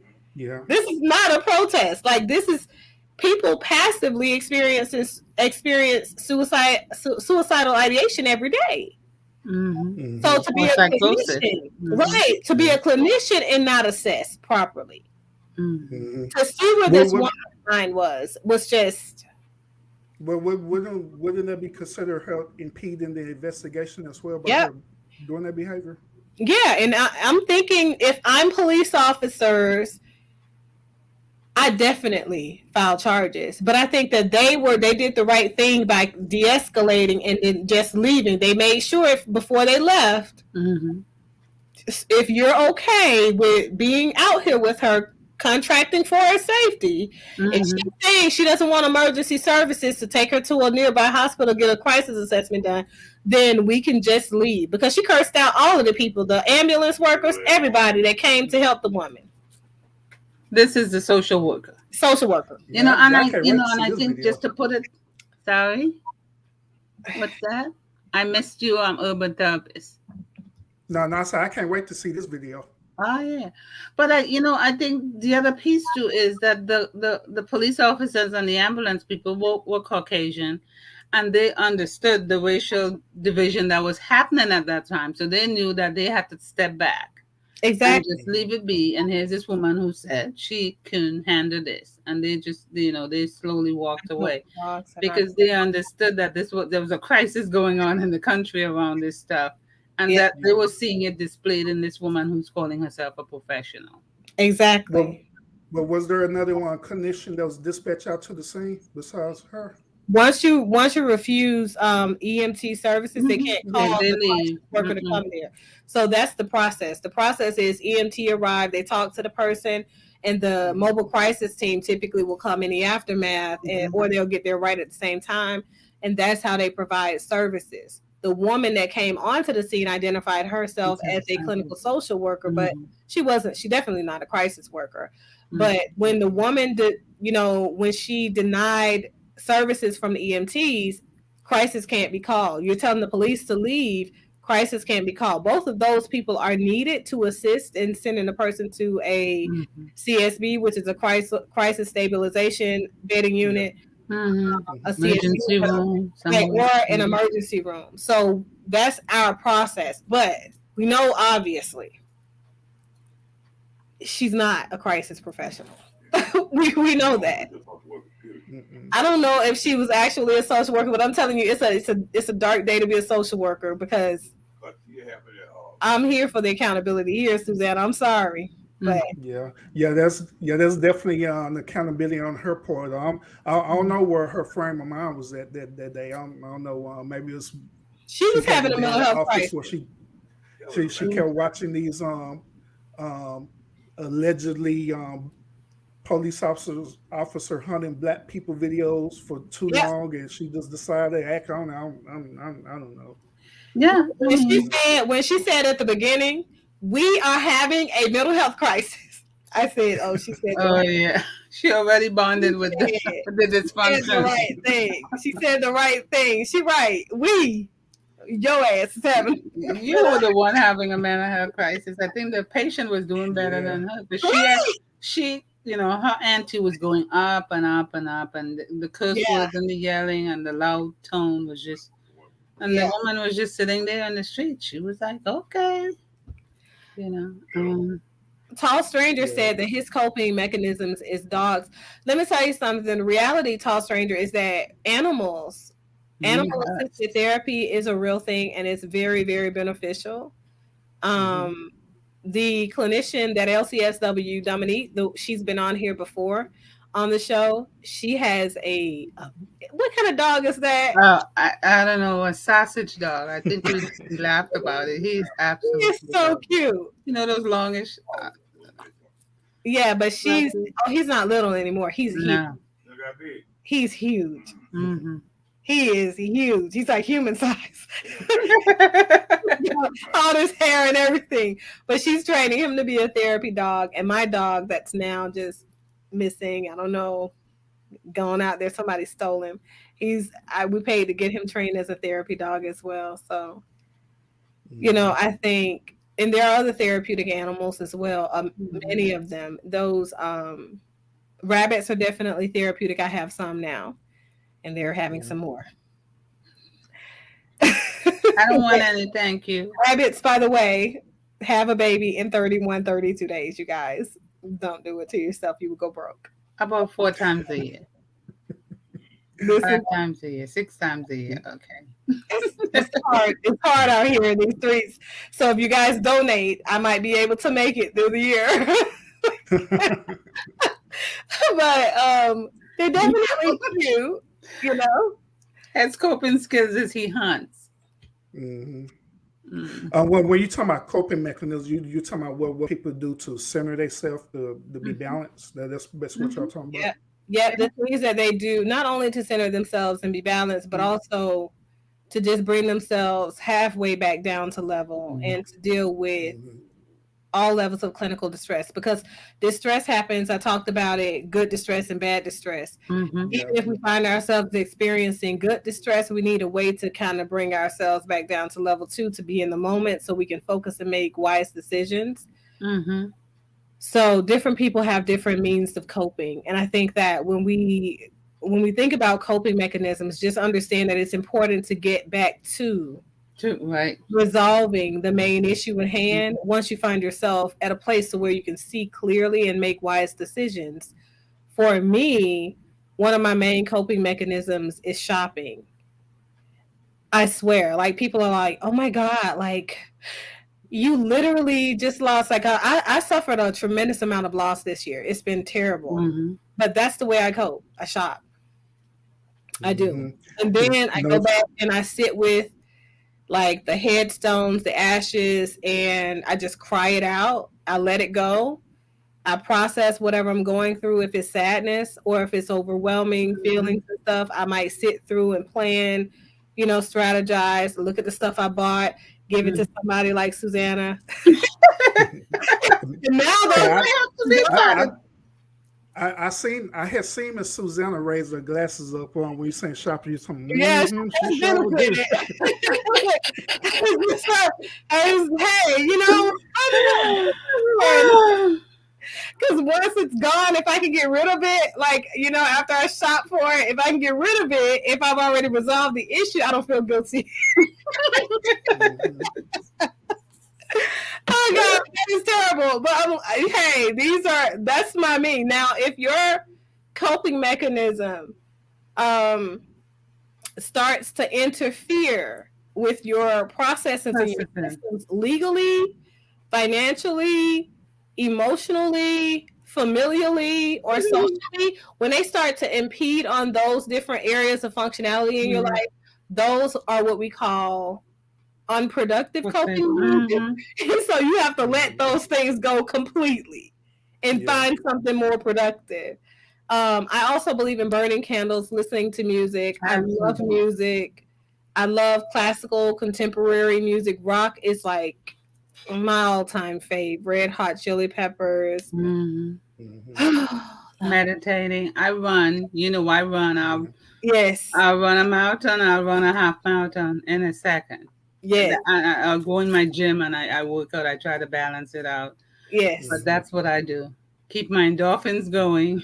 And sex is actually very good for you. Sex, masturbation, these are things that, and I'm not telling you guys to be out here and just be total freaks, but sex is very healthy. I did a show about the benefits of good sex versus bad sex last night.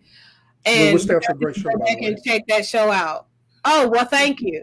But yeah, it's a really, really good, insightful way about what's happening in your brain when you're going through the process of having sex and why people are so angry when they haven't gotten any good sex in a while and they're just doing the event, right? And then they don't get the outcome, because the outcome is an essential component to everything inside of your brain, not just for your physical pleasure.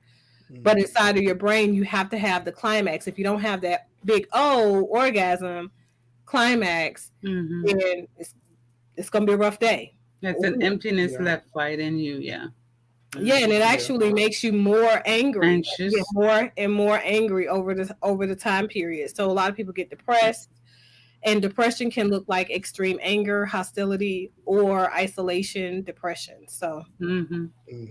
Yeah, absolutely. Now, my coping mechanism, the number one is it always deal with spirituality. And I always pray, meditate.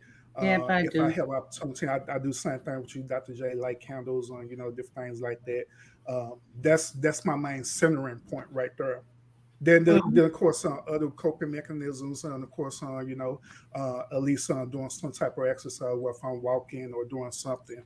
Then my third coping mechanism is, me. I just game. I play the game. So that's my third one. I used to play the game with my kids, but like all of my older sons and daughters have moved out, so my younger kids don't like the same games. I'm not into it.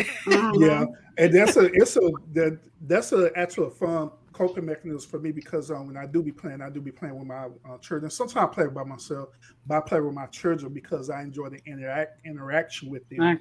So it brings me a certain level of peace. Then of course another my coping mechanisms, of course, when me and my wife were spending quality time together, we were talking, conversing, sex, all that good stuff. Exactly, because I don't want to do to my husband. I just want to do the sex. So just kidding. No, conversations are really, really good. Conversations are really good. We finally get validation. We feel heard, and feeling heard actually increases the norepinephrine, dopamine in your brain as well. So it makes your blood receive like a rush of feel good chemicals, that euphoric feeling. So that is very helpful as well. So and it's good because all three of us we're in a level of pretty much social work. So my wife, she's also, in social work as well too. So it's good for us to, have that moment where we converse with each other. Sometimes we converse with each other about certain cases that we don't work, or about caseloads and stuff. Just to talk about it, to get it out. And that helped us out a whole lot too. We'll start to talk about it, we'll laugh about it, and that'd be that. Yeah. So I probably have some case studies that I'm probably gonna write a book about about today. Yeah. Like some of this stuff is just wow. It's like, yeah, it'd be something. when you think about it, I've seen and heard pretty much everything. Yeah, I have. What do you think, Mr. Brooks, strip club? What do you like about the strip clubs? What? I can't do the strip clubs. Me either. But I'm curious. Me neither. What is it that you like about the strip clubs? I don't know. I've gone to female strip clubs and male strip clubs. It's something about the male strip clubs. It's weird. I can't be. I turn into a whole child. What is that?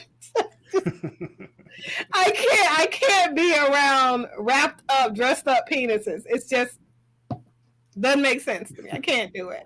It's just it's something that's very strange about that to me.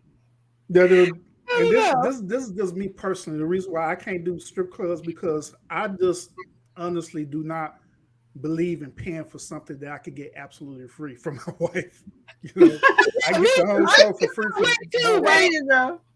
I'm that way too, but I guess for us, like, many times women get into the strip clubs for free. And then for me, of course, I know a lot of people that own strip clubs, so I'm going to get in there for free anyway. My whole entourage, we just all going to go in for free.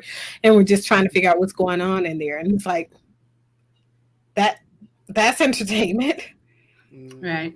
You don't want to, you don't want to down the craft, right? But it's just like, that's all you got? Yeah, it is what it is. Because the same thing with what you're doing, my wife, she can do it better, and I can give her $20. And why am I paying you to see that? Right. I do that and some more in the bedroom. Like, can I get my dollars? And then the best part about it is that I could touch all over her and do whatever I want. Versus in a strip club, you be like, you give a lap dance, she give a lap dance, you can go back. I remember when we used to have a poll in my room, and it was so interesting. People were just like, kind of stuff y'all doing? My kids, right?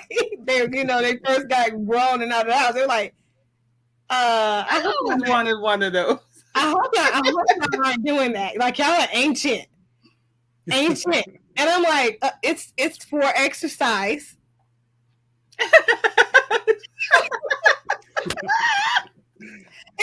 Russ says strip clubs is therapeutic. That's so therapeutic. To each his own. I'm not knocking y'all. That's your thing. That's your thing. It's therapeutic. It's a lot of exercise you can get. The poles are extremely good for calisthenics, muscle strength. Man, listen, strengthening your core is really good for that, but also for getting things started. So,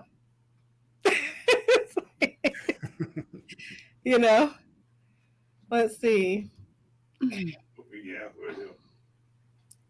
Female strippers talk to you and stroke your ego.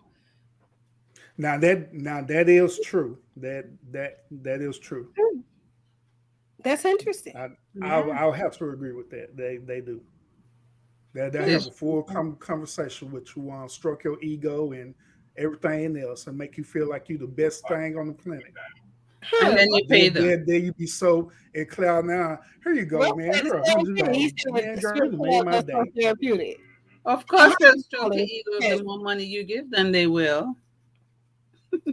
Says, what if sex is a coping mechanism? Companies and I'll take that one, but mostly intimacy. What do you mean?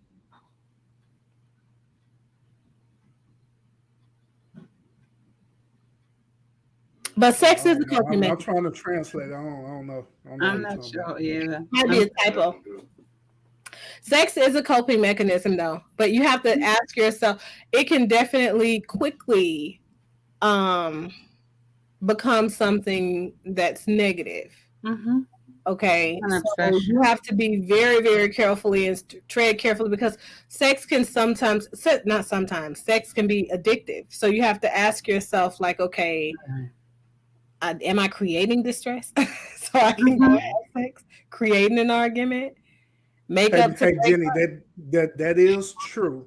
That they are lying in your face, but it don't matter because they're stroking your ego. If a man getting that ego stroke, it don't matter. We know they be capping and stuff like that. We know that, but it's the I whole don't point think is that making us y'all don't know feel that. good. Y'all go home having that conversation with your wife. Why you don't value this? I'm a Why you don't value me? high value man. She said so. And I know it. That lady Wait a told me minute. that. Why you do that Is to that me? butt cheek I smell on your cheek? So what? That butt cheek valued me.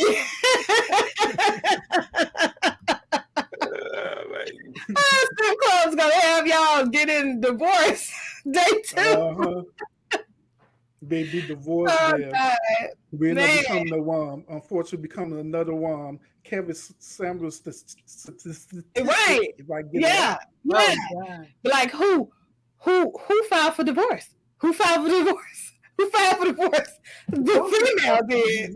right. You came in there with some unrealistic expectations. You came in there with the Superman shirt on, sir. You still you don't line today. So, Oh my goodness. Oh my gosh. oh my goodness. Like y'all better listen to Jenny. Y'all better know. Right? They're lying. They're contributing to you becoming the statistic that Kevin Samuels talk about. Oh gosh. This ain't life. This ain't the life you want.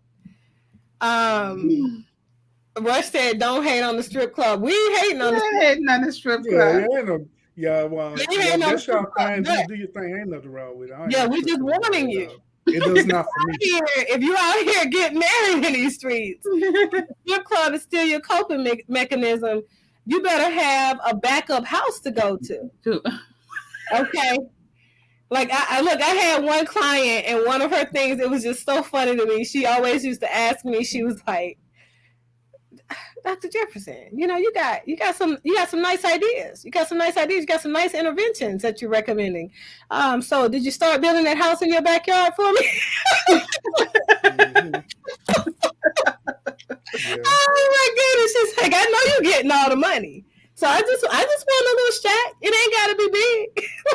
Cause I can tell you, as soon as I start trying some of these questions, my ass gonna get put out. So I just want to make sure that you got someplace for me to go. Because it would be all your fault. Oh my God! Yes, yes, yes, 100%. Then let me ask everyone a question in the chat. What's the difference between going to a strip club and you actually going to your house afterwards and watching porn? What's the difference between that? Well, in the strip club, you're not having sex. You're just thinking about it. Watching porn, you could just be watching porn. Like you're watching the girl in the strip club. Just thinking about it too, huh? Oh yeah. You're thinking about it. You're thinking about it. Says if sex is a coping mechanism, I will take that one and a little bit of intimacy. That's what he was saying earlier. Okay, yeah. But intimacy, believe it or not, so sex, foreplay, introducing sex, right, actually increases your brain's tendency to desire intimacy. Remember we talked about prolactin and things like that. You guys got to go back and watch that full video from last night. These things, prolactin can't be released if we don't build up the testosterone in a man. Testosterone is what brings that urge for you to continue to kiss a woman. So if you're kissing that woman, if you're close and she's touching you, when you start to feel like your penis becoming hard and things like that, it's because you're having an increase of testosterone. And what happens is, as it's increasing, it also pushes your neuroreceptors to react in a way that says, touch, feel, grab, hold. That closeness is what you desire. And then you have to do the process and release the prolactin about 3 minutes later. you know, not So hating. so in other words, she's making you horny. Do that thing. Let's get it on. Mm. You know, that's what it's about. It's about getting what you need to get done. Yeah, get it done. Shoot. Mm-hmm. Hey, Mr. Brooks. Yes, strippers do need love too, and they need funding as well. So, like I say, I ain't knocking it at all. Mm-mm. I'm gonna drop the link, Rush, but we're only gonna be on for about another 5-10 minutes. So go ahead and break down your science you got here. About strippers? Is that what that is? Yeah. Oh, wow. Rush, that's my boy right there. Rush is a trip. Jenny said, I don't have a problem with the strip club if they're only watching. You know what? You got a point. You got a point. Stop grabbing and touching and. Oh yeah. Because some of them are grabbing, touching, doing the most, and I mean, I've seen some things. But that's breaking the rules, really, because you get to watch and put the money in. Jenny, that's the whole point I made about the porn. If that be the case, why even go? Just go home and watch porn. Right. You're going to look at touching the bar whatsoever other than yourself and whoever else is there. Right, Jenny, that's what I'm saying. I can watch too, but listen, when I went to that male strip club, what was that, King of Diamonds?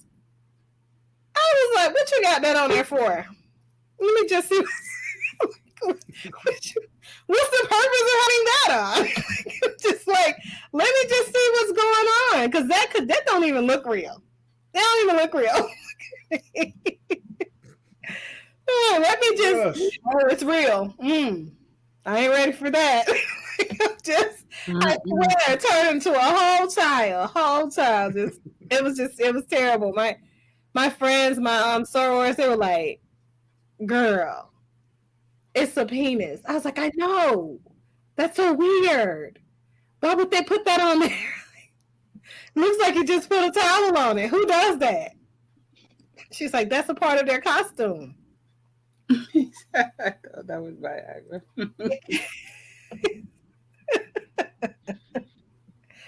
Oh man, I can't. I can't. How did this conversation get to this point? Coping mechanisms. Good coping mechanism. The doctor mentioned about sex, and this how we went down this downward spiral. Terrible. Sex therapist people. We went downhill from then on, huh? Right. So, Rush, come on, break down the science for us in our aftermath. Yo, salute to the panel. Yeah, man. Yeah, man. I mean, the strip club is therapeutic. It's a nice social gathering where you and your friends link up, have a few drinks, and converse with the ladies within that premises. And it could be therapeutic at times. Because you get to talk about certain things with these females, and they don't really judge you for your situation because they know they kind of they're in the mix and they understand the situation, or they understand the setting of the situation. You know what I mean? Is it because they're a part of the problem though? No, they're not a problem. They're not a problem. Like strippers, the thing about strippers, they are a lot more understanding and they're a lot more nicer than the average chick. You know what I mean? Because they deal with a lot of different characters. They deal with the the dope boys, law enforcement, the frat brothers, all of that. You know what I mean? So they're able to socialize on a different scale than the average female. You know what I mean? How they get paid for that? the producer. Here's the thing. Hold on. Here's the thing. If you go in there acting as a trick, you will be treated as such. You know what I mean? So if you go in there spending your dough to get your fantasy jump off, they gonna play you as a sucker, and as they should, because you got a lot of suckers that go in there that spend their bread and they don't really optimize the the social setting within that environment. You know what I mean? So Jenny you know, is saying the you same play- thing that the producer is saying.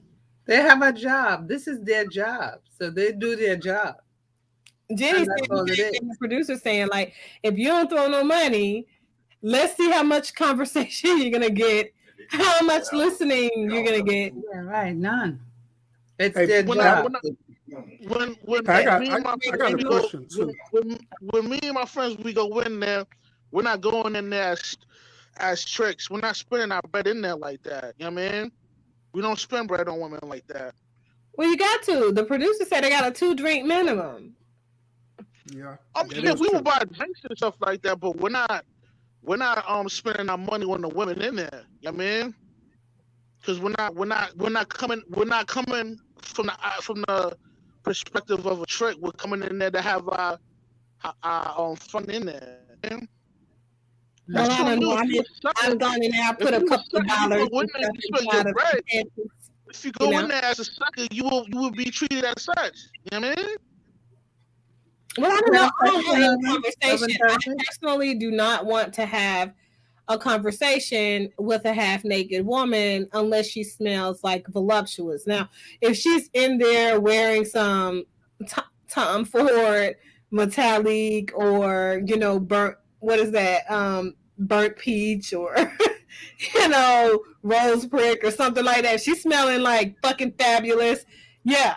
But if she smell like skin and butt cheeks and sweat, let me just slide this dollar there, honey. I'm gonna go ahead and, you know, give you a donation, but just keep it moving. I don't want no conversation. Yeah, I don't know what kind of strip club y'all go to, man, but we don't have those kind of issues, man. You know what I mean? Well, you know, we just do all that working, and they're cool. You know what I mean? They're cool people. You know, I don't go in there judging their profession. You know what I'm saying? Oh, I don't judge their profession, but you know, you sweat when you dance. Got issues, you know what I mean? You know, it's just what they do. You know what I mean? And I'm not gonna judge somebody on what they do. You know. I said, so Mr. Brooks was saying he thought Viagra increased their tendency to want to become close and not testosterone. So I'm going to tell you how Viagra works really quickly. Viagra is not meant to, you know, replace the desire component, right, for sex. It's not meant to increase libido. It's meant to increase testosterone. So men have libido and testosterone. So their sexual desires go off of their libido. So their desire component is there, but they need Viagra to continue to push the blood to the penis to make it, you know, become erect. So what the Viagra does is it activates and connects that part where the synapse is misfiring or not connecting adequately to push the blood through so that the penis, you know, becomes erect. So that's what it does. So basically, if you don't want sex, you could have taken all the Viagras you wanted. Your penis is just not going to get up. If your mind is not on sex, it's not going to get up. So that's why we can give people like regular doses of Cialis and regular doses of Viagra, and they don't walk around just with a hard penis all day. So your brain has to first desire sex, and then as a result of you desiring it, now it can go to work when it needs to. You know what I mean? Mm-hmm. You know, so that's the purpose of Viagra. So it's still not going to increase that need and that desire to be very close, because it's a lot of men who, you know, they still have the foreplay, forethoughts of sex and desire to be close and connected intimately, but their penis doesn't work anymore. And they're not a good fit for Viagra because they have cardiac problems. And if they have cardiopulmonary problems, a combination of them, they definitely are not going to have any type of options out there. So they still go through the process of connecting. And believe it or not, they still go through the process of climaxes. I've mastered that in sex therapy. So they can come without ever having gotten hard. It's out here. You just have to continue the course because your brain is still working. The only thing is once it connects, that desire component connects, your penis isn't responding. So you have to continue to keep your mind involved and continue everything as you would normally, and the outcome will still be the same. All of it. So it's quite interesting how the brain works. Mhm. But I want to thank everybody for coming on to the panel. I want to thank you guys for sitting through and viewing the content with me. I know it was a bit lengthy viewing that video, and especially for the people that are typically triggered by that kind of stuff. I know that the clinicians who make it to the end of this video who were not offended by me completely giving all of my unbiased, very biased opinions on social workers who are not equipped to do the job. If you made it to the end of this video, that just means that you're one of them that doesn't fit in that category. So you're not offended. Go out there and do your due diligence to increase competency across the field of mental health in general. If you guys know a clinician that's needing good training, send them to clinicalcompetency.org. I shouldn't have to spell that, so I won't. But that part. Any other final thoughts and reflections from you guys? You said it all.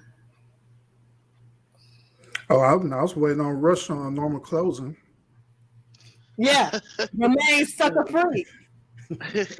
Yeah, seek wisdom, practice humility, and remain sucker free. You heard? How they gonna remain sucker free in the strip club? You heard me?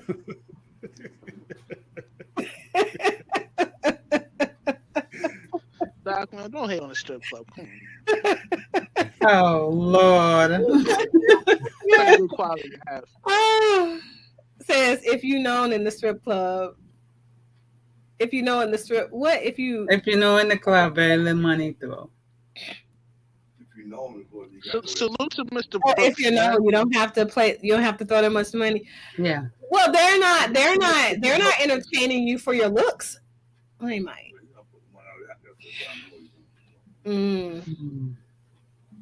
I see.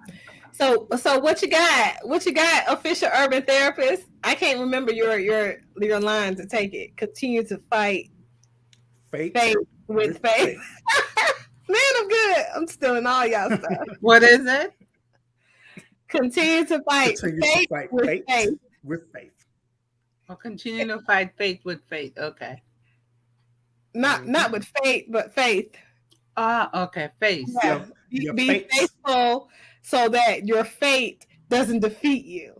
Mm-hmm. I'm gonna steal your thing, and I'm just gonna change it to that.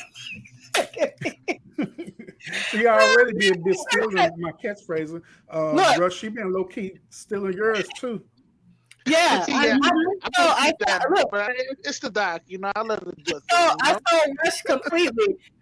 Remain sucker free. Like, y'all gotta remain sucker free out here. Look, like Tasha K said, y'all ain't yell about Kim Kardashian stealing everybody's shit out here. Kim Kardashian been stealing everybody's shit. Now Kim Kardashian is feeling the way because she said somebody stole Jada stole something from her clothing line.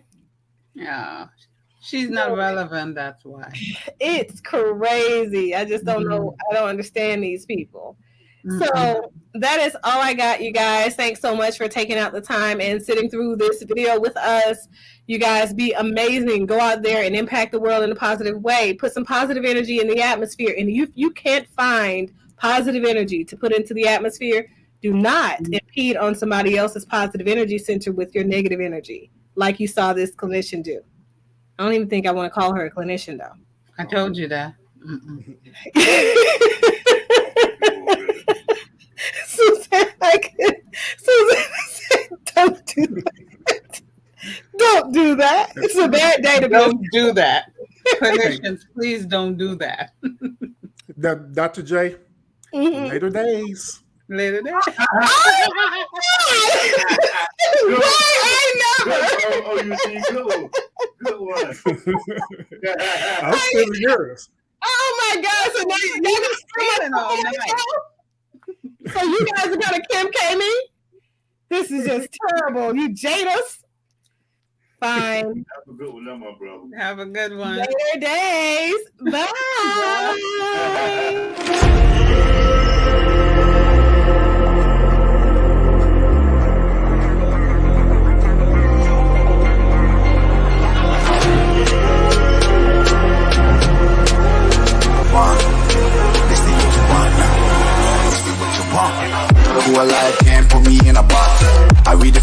definition you got.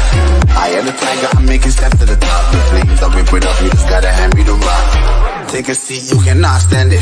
All I know, the flow harder than a Scotch bunny. Don't try studying me, you cannot manage. This ain't what you want, bitch, I'm a fucking phenomenon.